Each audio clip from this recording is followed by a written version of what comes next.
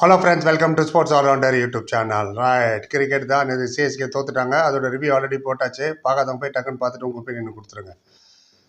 எதுக்கு தோத்தாங்க, ஏன் தோத்தாங்க, எப்படி ஜெயிச்சிருக்கலாம், என்ன சேஞ்சஸ் பண்ணிருக்கலாம்னு உங்கள் ஒப்பீனியன் சொல்லுங்கள். Opinion differs, it matters. Right, இப்போ என்ன பேச போகிறேன்? சம்பிரதாயம் ஒன்று பாக்கி இருக்குல்ல. மேட்ச் முடிஞ்சோன்னா தோனிகிட்ட போஸ்ட் மேட்ச் இன்டர்வியூ எடுத்தாங்க.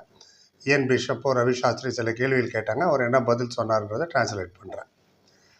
ரைட், அண்ட் இயன் பிஷப் தான் ஃபஸ்ட்டு கேட்டார். அப்புறம் எம்எஸ் டோட்டல் செட் பண்ணிட்டீங்க, பிறகு மிட் இன்னிங்ஸில் என்ன நினச்சேன், இந்த டோட்டல் போதும்னு நினச்சியான்னு கேட்டார். உங்களோட தாட்ஸ் சொன்னார். ஏஸ், நாங்கள் ரொம்ப நல்ல ரன் தான் போட்டோம் போர்டில், but side by side wicket வேறு விழுந்துகிட்டே இருந்தது. லோவர் ஆர்டர்கிட்ட வந்து நிறைய ரிஸ்க் எடுக்க முடியாது, இல்லைன்னா ஆல் அவுட் ஆகிடுவோம் அடிக்க போயின்னு. ஆல் அவுட் ஆகிடுங்கிறேன். என்ன இப்போது ஆல் அவுட் ஆகுங்க? நான் எப்போது சொல்கிறது தான், 195 all out is better then 123 for 2. Anyway, அது பக்கம் இருக்கட்டும். நாங்கள் ஆல் அவுட் ஆகிற டேஞ்சர் இருக்குது 20 ஓவர்ஸுக்கு முன்னாடியே. ஸோ அதனால் கொஞ்சம் பார்த்து விளையாட வேண்டியதாக இருந்தது. பிரேவைஸ் ரொம்ப நல்லா விளையாண்டார், நல்லா ரிஸ்க் எடுத்து விளையாண்டார். அந்த ஸ்டேஜில் தான் நாங்கள் ஸ்லைட்டாக இம்ப்ரூவ் பண்ணணும். அந்த ரன் ரேட்டு நல்லா இருந்தது எங்களுக்கு. பட் 1 or 2 விக்கெட்ஸ் எக்ஸ்ட்ரா விழுந்ததுனால பின்னாடி எங்களால் ஜாஸ்தி ஸ்கோர் பண்ண முடியல அப்படின்னாரு. இதான் அவர் சொன்னது. அப்புறம் சாஸ்திரி வந்தார். அப்புறம் ஒரு பாசிட்டிவ், கம்போஸ் நல்லா போல் பண்ணுறாரு. பிறகு பவர் பிளேயில் வச்சார் கண்ணு. ரவி சாஸ்திரி கேட்டார் அவர் தோனியை. கம்போஸ் நல்லா போகிறாரு பவர் பிளேயில், அதை பற்றி உங்கள் அபிப்பிராயம் என்ன மிஸ்டர் தோனின்ற மாதிரி சொன்னார். அவர் ரொம்ப இன்னும் நல்ல மூவ்மெண்ட் கிடைக்குது அவர் பாலில். அவ்வளோ ஸ்விங் பண்ண முடியாது அவரால் பாலை, but movement is very good. ஸ்வீம்னா அந்த த்ரெட்டை பிடிச்சி போடுறது பால். ஏன்னா ஸ்வீம் மூவ்மெண்ட் ரொம்ப நல்லா இருக்குது. ஹார்டாக ஹிட் பண்ணுறாரு பிச்சை. பட் எந்த அளவுக்கு ஹார்டுனா ஸ்பீடு கன்னு சொல்கிற கணக்கு வந்து சம்டைம்ஸ் கரெக்ட் இல்லைன்ட்டார். ஆமாம், போர்டில் காட்டுவாங்களே 140 கிலோமீட்டர் 130 கிலோமீட்டரில் போடுறாருன்னு. பட் அந்த ஸ்பீட் கன்னோட அவர் கொஞ்சம் ஃபாஸ்ட்டாக தான் போடுறாரு அப்படின்னாரு. நல்ல யார்கோஸ் வேறு போடுறாப்புல அந்த பையன். ரெஸ்பான்சிபிலிட்டி எடுத்துக்கிறாரு. பவர் பிளேயில் எங்கிட்ட பெரிய ஹோல் இருக்குது. அந்த 6 ஓவருக்குள்ளே யார் போடுறது, ஃபஸ்ட்டு 6 ஓவர் போடுறது தான் எங்களுக்கு எப்போவுமே கஷ்டமாக இருந்தது. பவர் பிளேயில் ஜாஸ்தி ரன்னு கொடுக்கக்கூடாது. மோஸ்ட்லி 3 ஓவர் போட்டார் இந்த கம்போஸு பவர் பிளேயில்.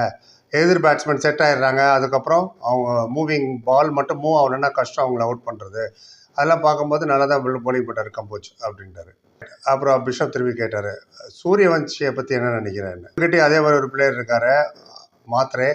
ஸோ இவங்களோட ஃப்யூச்சரை பற்றி என்ன அட்வைஸ் கொடுக்க விரும்புகிறேன், இவங்களோட பேட்டிங் பார்த்துருப்பேன், டெல்மி அப்படின்னு கேட்டார். அவர் சொன்னார், கன்சிஸ்டன்சி தான் ரொம்ப முக்கியம் அப்படின்னாரு. எந்த கன்சிஸ்டண்ட்டாக தோக்கிறதா?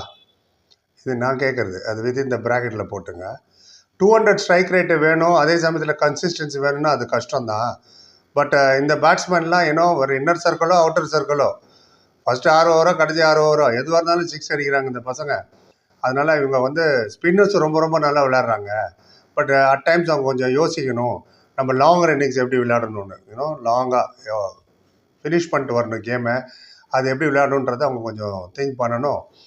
ஒரு சீசன் நல்லா போச்சேன்னு நிறைய பேர் உங்கள்கிட்ட நிறைய எக்ஸ்பெக்டேஷன் இருப்பாங்க. எக்ஸ்பெக்டேஷன் ஆட்டோமேட்டிக்காக ஹை ஆகிடும் ஒன்ஸ் நீங்கள் ஃபஸ்ட்டு சீசன் நல்லா பெர்ஃபார்ம் பண்ணால்.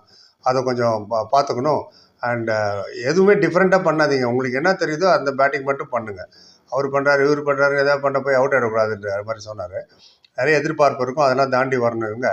Try to learn. சீனியர் பிளேயர்கிட்ட நிறைய கேளுங்க, கோச்சஸ்கிட்ட நிறைய கேளுங்க, எப்படி கன்சிஸ்டண்ட்டாக விளையாடணும்னு அப்படின்னு ஒரு அட்வைஸ் பண்ணார். ரீடிங் த கேம் ரொம்ப இம்பார்ட்டண்ட்டு. ஓப்பனிங்கும் டாப் ஆர்டரும்.